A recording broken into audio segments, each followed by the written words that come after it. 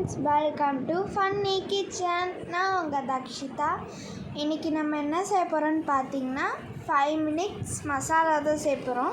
வீட்டில் வந்து சடனாக கெஸ்ட் வந்துட்டாங்கன்னா இந்த 5 மினிட்ஸ் குருமா நான் மசாலான்னு சொல்லிட்டேன், சாரி, குருமா தான் செய்ய போகிறோம். வாங்க எப்படி செய்கிறதுன்னு பார்க்கலாம்.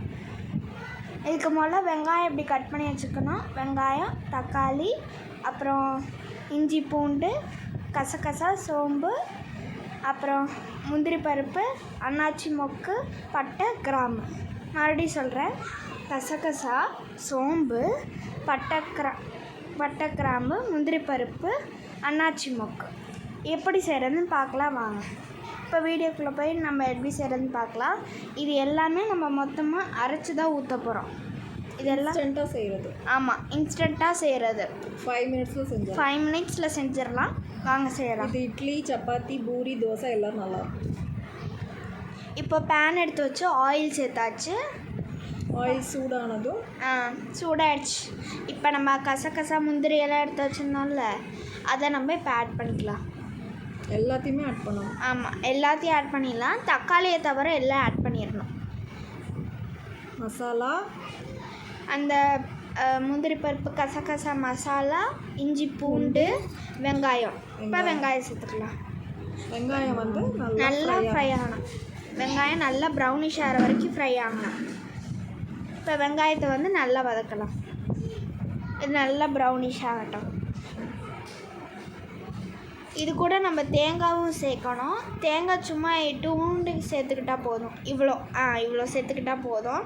இப்போ வெங்காயம் வதங்கிடுச்சு. வாங்க தக்காளி ஆட் பண்ணிக்கலாம். இப்போ தக்காளி ஆட் பண்ணி நல்லா வதக்கலாம். இது ரெண்டும் நல்லா வதங்கினோடனே நம்ம மிக்ஸி ஜாரில் போட்டு அரைச்சிடலாம். ஆறின பிறகு தான் அரைக்கணும். ஆமாம், ஆறின பிறகு போட்டு அரைச்சிடலாம். இப்போ வதக்கலாம்.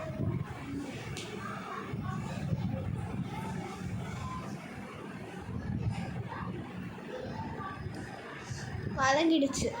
இப்போ நம்ம வந்து இதை மிக்ஸி ஜாரில் போட்டு அரைக்கலாம். ஆறணும். ஃபஸ்ட்டு ஆறின பிறகு போட்டு அரைச்சிக்கலாம். இப்போ இது ஆறட்டும்.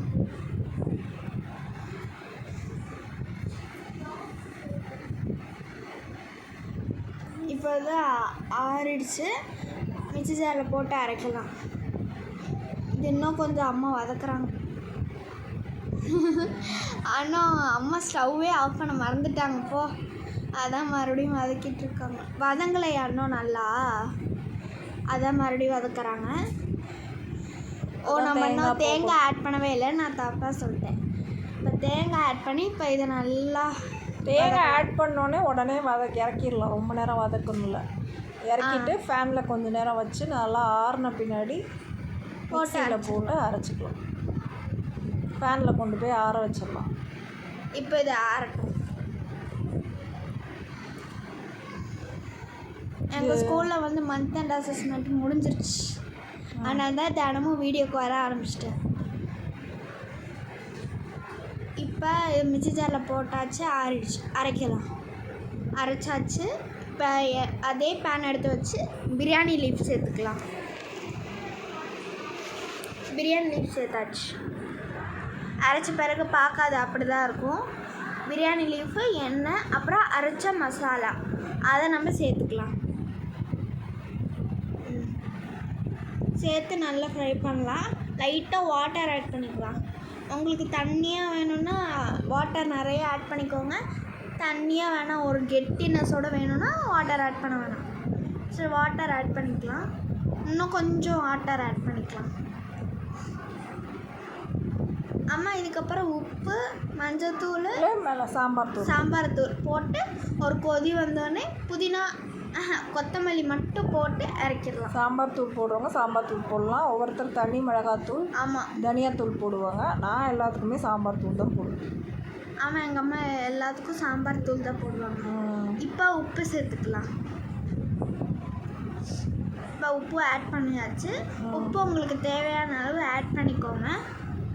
இப்போ மஞ்சத்தூள் ஆட் பண்ணலாம். இப்போ மஞ்சத்தூள் சேர்த்துக்கலாம்.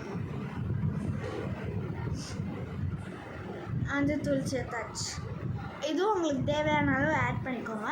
அப்புறம் காரமும் அதே மாதிரி ஆட் பண்ணிக்கலாம். ஆட் பண்ணிவிட்டு ஒரு கொதி வந்தோடனே கொத்தமல்லி போட்டு இறக்கிடலாம். இது லைட்டாக கிண்டி விட்டு ஒரு கொதி வரணும், அது வரைக்கும் வெயிட் பண்ணணும். லைட்டாக ஒரு கொதி வரட்டும், வந்தோடனே நம்ம இதை இறக்கிடலாம், கிண்டி விட்டுக்கலாம்.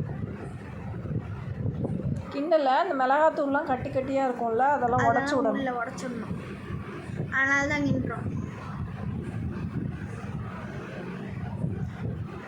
சுற்றி நிறைய வரணும். நுர வந்தோடனே கொத்தமல்லி தழை போட்டு இறக்கிடலாம். ஆமாம், சீக்கிரம் தள்ளு. லக்ஷனாக்கு என்னன்னு தெரில, தள்ளு தள்ளு விளையாண்டுட்டு இருக்கோம். தள்ளு தள்ளுன்னு பாடிட்டு போகிறான். இது எல்லாமா 130 rupees.